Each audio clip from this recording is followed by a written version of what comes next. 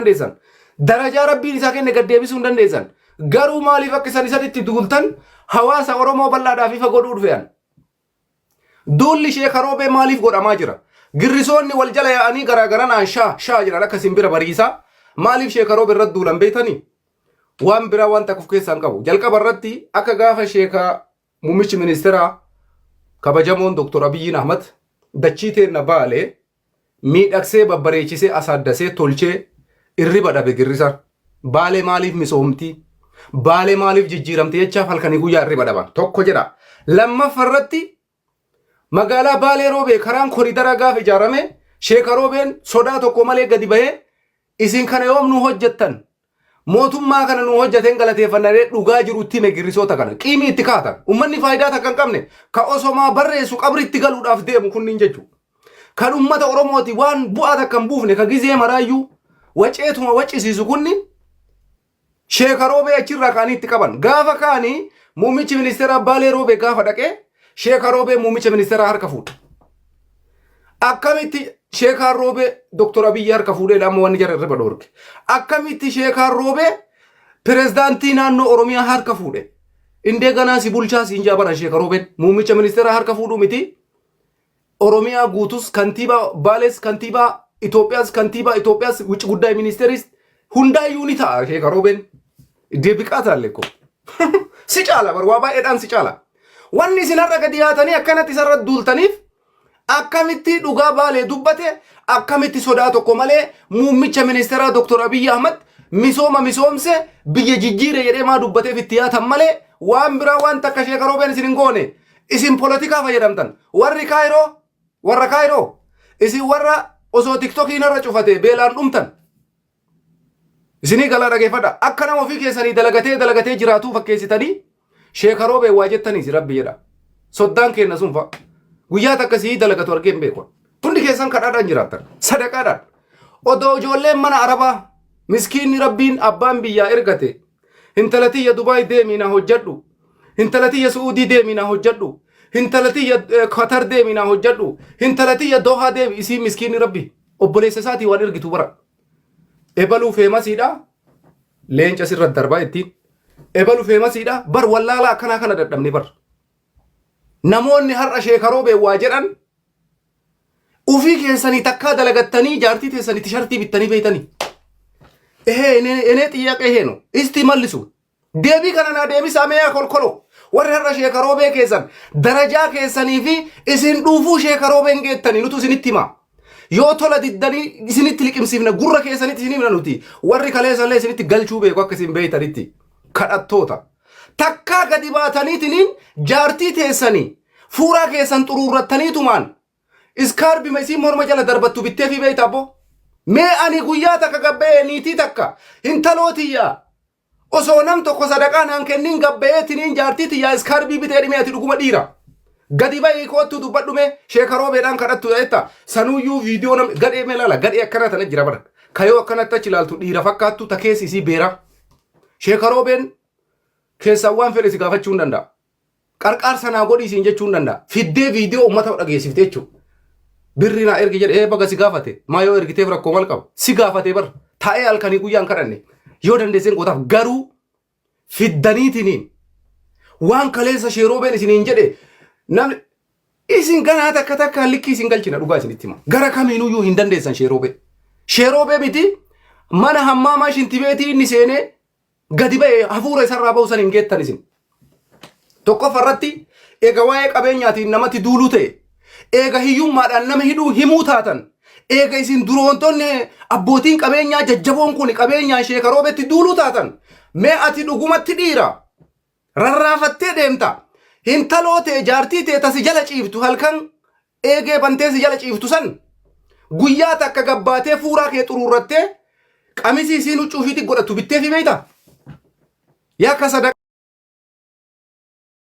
lummee sadaqaadhaan baase hundi keessan bar kanarra lummee keessan sareen osoo sareen sagal isin nyaatte sareen 100 isin nyaate isin fixachuu hin dandeenye kana dunyaa haraamaatiin lummee baastanii bar dunyaa ijoollee miskiina biyya arabaa wallaaltuu abbaan ergate ta Dubaay jirtu ta Kuwait jirtu ta Saudi Arabiyaa jirtu ta Qatar jirtu osoo jarri kun sadaqaa isinirraa dhaabanii bar isin halkan takkan bultanii akka ummanni Suudaanii keessatti beela'e akka ummanni Tigraay keessa beelesanitti bar addunyaatti isin iyyina ture bar yaabata kolkoloodhaan akka nama ufii jaraatii dalagateetiin uf jiraachisu mee isin kira mabaatii takka kafaladhaa osoo sadaqaan kadhatin maaliif ufiifitti nama kaastaniif yaa kadhattoota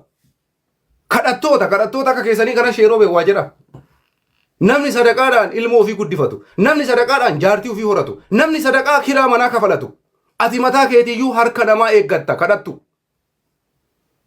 feemasummaa keessan asirra kenne nulaa foloo miliyeena dhibbaa miti miliyeena 500 yoo qabaatte foloon sammuu ta'uu hin danda'u gaafa sammuu qabaattanii akka sammuu namaatiin yaaddan waa'ee feemasummaa deebita feemasummaa keessaniif isinillee nutu gaggara galchee jechuudha kadhattoota haadha raa'u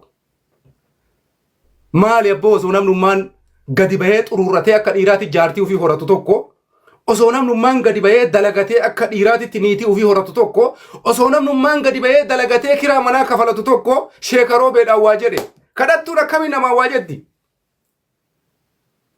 sheeka roobeen kaleessa kabajaadhaan sargii goote itti fuute har'a waan kaleessa isaa gooteen arrabsuun biqaatiidha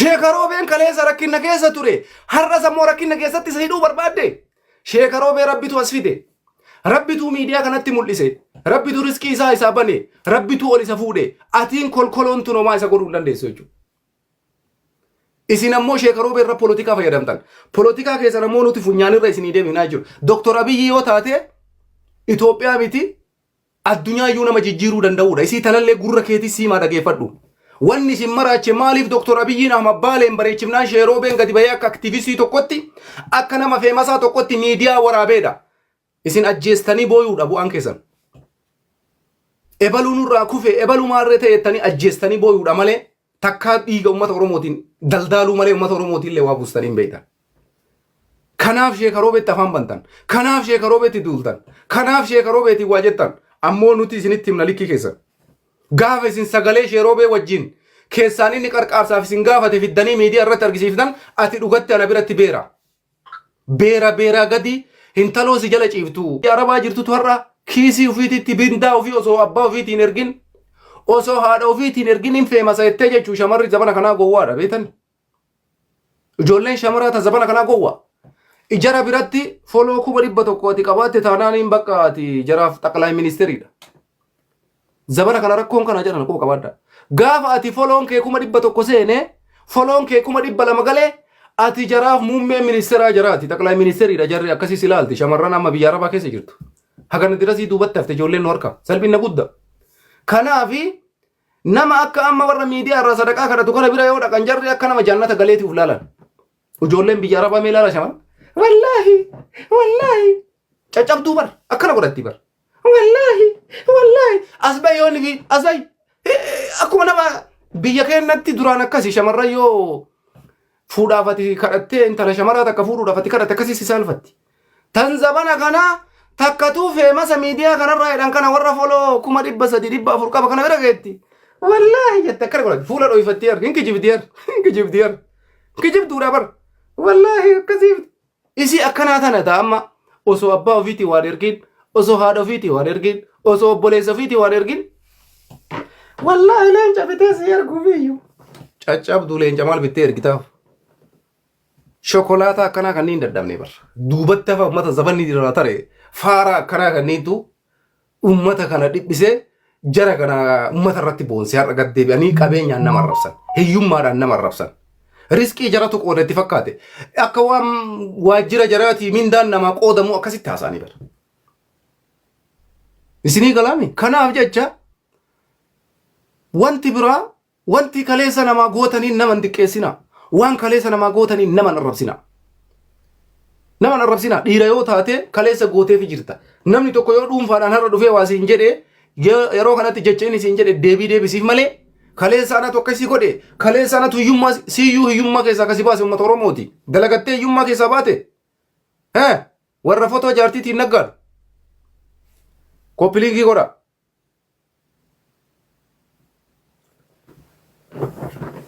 koppiliinkii godha isiniin jee uummata mataa dhagaa koppiliinkii godha yookaan nama shantamatu seenuudhaaf ergate. Nama 50. Maliif koppilinkiin kenna akkami seenta TikTokii dabar waan asitti haasa'anii jiru. Osseentee yaada kennachuu barbaadde taanaan koppilinkii godhi. Isin dhageeffannaan isin malee namni haasa'uu hin danda'u isinitti hin jiru isinif fakkaate afaan bantan. Ambulaansiidha isin. Afaan hin baninaa likkii hin tarinaa.